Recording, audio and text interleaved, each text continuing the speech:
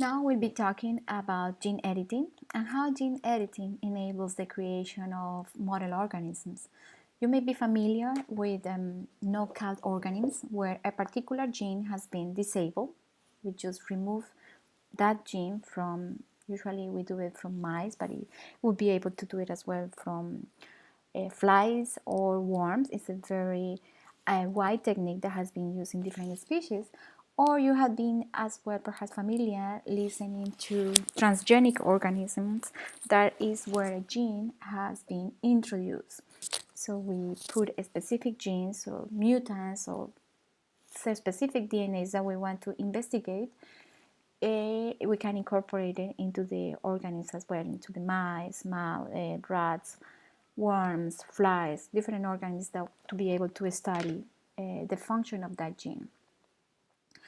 So when we generate knockouts or transgenic mice, these animal models are powerful means of investigating the influence of genes on nervous system and behavior. And there is a very a powerful technique that is called the CRISPR and CRISPR-Cas because of the system that it uses that allows the gene editing within the cells. So this technology exploits a mechanism that evolved in a simple organism. Unicellular organisms like bacteria become infected with viruses, and the virus inserts the invasive genes into the host organism's DNA, into the bacteria. So in response, bacteria have evolved mechanisms to identify and remove, or at least disable, the invasive genes.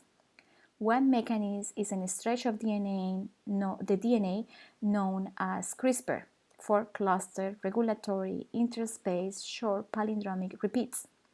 The RNA transcribed from CRISPR site will serve as a guide to target an invasive DNA and is so referred to as guide RNA, and is going to able to target that to bring it to the system specific where there is a complex of protein or a protein that is named Cas9 that is able to identify to form a hybrid with the DNA and to cut in specific regions. And this cleavage is what is gonna disable the DNA to become invasive, and that's the defense mechanism that the bacteria use. But I'm gonna show you a video that I found that's very, very interesting, and it has a lot of details into this technique for you to have a view of how the technique works, how is the edition of the gene happens, and what are the specific components that allow this process to occur.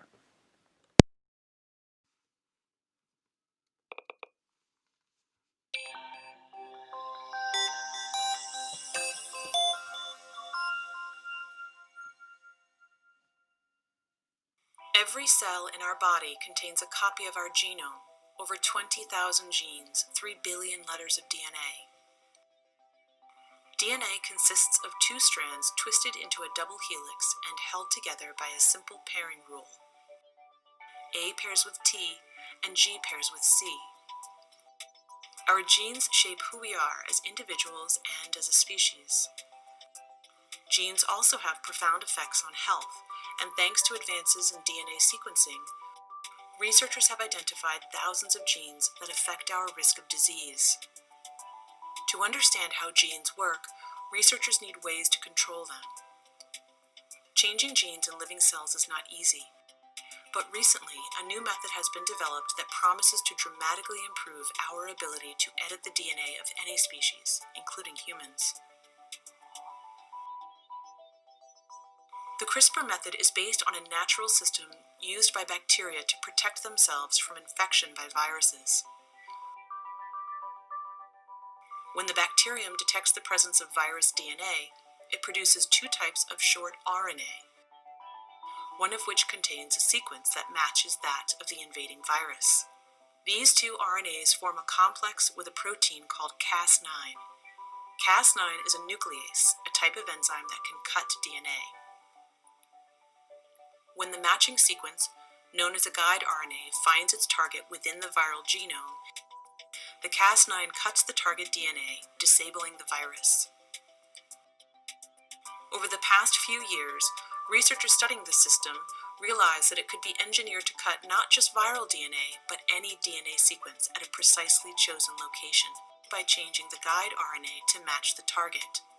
And this can be done not just in a test tube, but also within the nucleus of a living cell.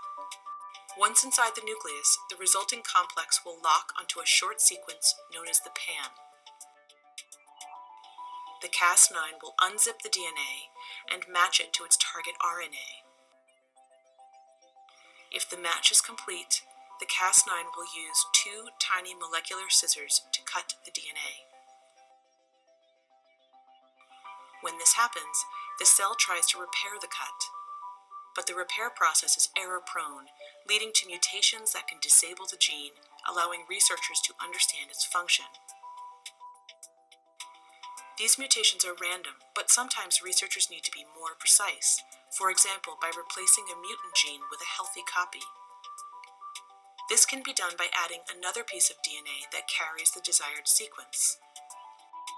Once the CRISPR system has made a cut, this DNA template can pair up with the cut ends, recombining and replacing the original sequence with the new version. All this can be done in cultured cells, including stem cells that can give rise to many different cell types. It can also be done in a fertilized egg, allowing the creation of transgenic animals with targeted mutations. And unlike previous methods, CRISPR can be used to target many genes at once, a big advantage for studying complex human diseases that are caused not by a single mutation, but by many genes acting together. These methods are being improved rapidly and will have many applications in basic research, in drug development, in agriculture, and perhaps eventually for treating human patients with genetic disease.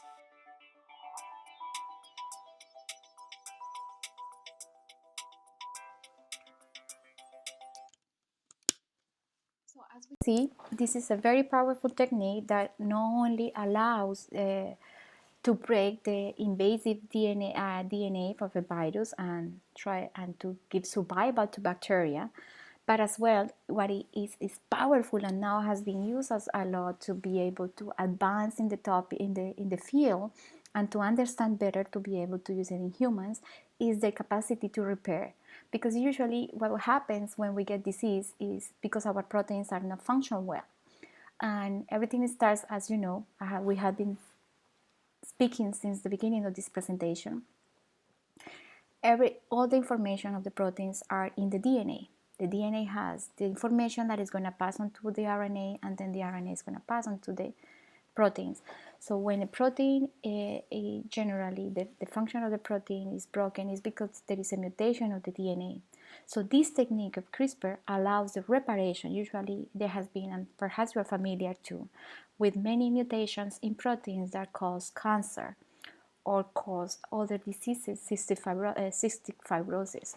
So when we identify these mutations, and techniques such as CRISPR allow us to repair those genes within the cell, so that provides a powerful technique to be able to treat this disease. So in this case, using CRISPR, we could be able, now it's not possible to do it in humans, but that's when where the field goes, to be able to improve this technique, to be able to do it suitable for humans.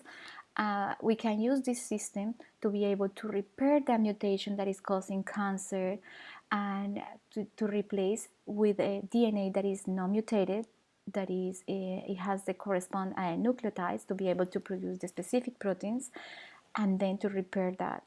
And this is going to be hand by hand when this boom that you perhaps has been familiar to, which is the human genetic code. Once we identify the DNA that is in our body, and we'll be able to see that perhaps we have proteins that are mutated or genes that are mutated, we will be able to repair them before the cancer happens, before the disease is gonna appear.